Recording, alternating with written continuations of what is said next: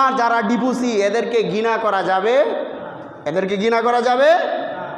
বলছিলাম যারা একজন বিধবা নারীর দায়িত্ব নেবে, আল্লাহর নবী বলেন তাদেরকে আল্লাহ 3টা বড় বড় পুরস্কার দান করবে।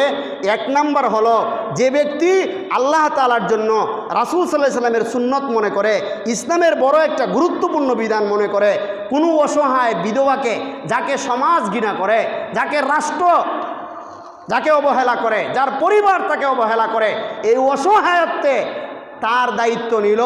আল্লাহর নবী বলেন একজন মুজাহিদ আল্লাহ তাআলার জন্য সারা জীবন আল্লাহর রাস্তায় জিহাদ করলে যেই সওয়াব, একজন বিধবা নারীকে বিবাহ করলে সেই সওয়াব। বলেন সুবহানাল্লাহ।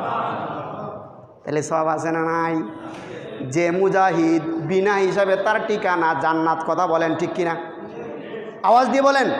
যে একমাত্র আল্লাহর জন্য জিহাদ করে